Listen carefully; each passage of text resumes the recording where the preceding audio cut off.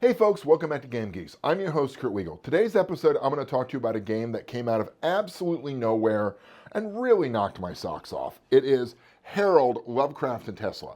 This is based off of a comic book line that I've never heard of. I'll be honest with you. I've never heard of this comic line before, although it really makes me want to run out and get it. The premise of this comic line is Tesla's girlfriend, Amelia Earhart, steals one of his very special machines, puts it on her airplane, and disappears. He starts to suspect that there is more wackiness going on, and someone points him to go talk to H.P. Lovecraft and see if they can figure out what happened to her and what's going on with the mythos and how it's interacting with this world. And then hilarity ensues. The most amazing thing about this book for me was in the rear of the book, you have a huge number of deeply historical figures that they give you Savage World stats for. Right up front, there's been some bitching because Savage Worlds is not the most granular of systems. I love it, but it's not.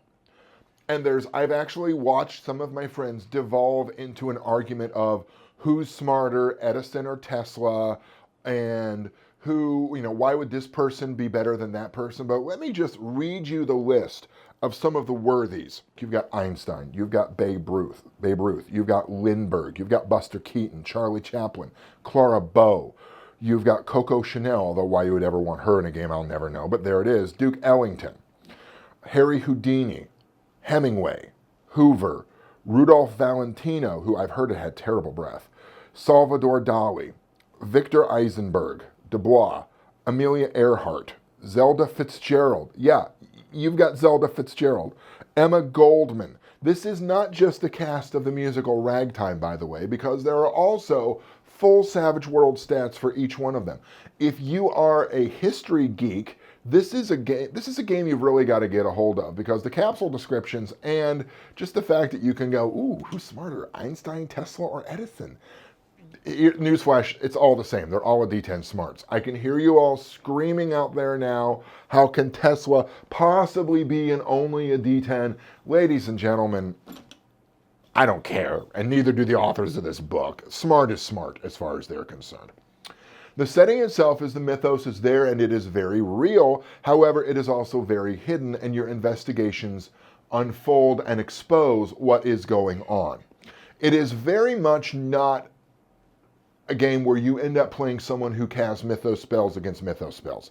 You are dealing with some weird tech from Tesla, some ideas from Lovecraft, and that's about all you've got going on.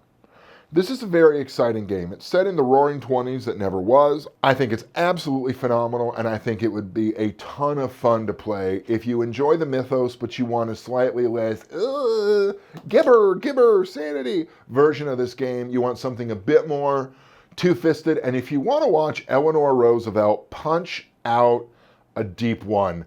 And ladies and gentlemen, I have been told that I'm responsible for the phrase Hollow Earth Expedition feeding Nazis to dinosaurs.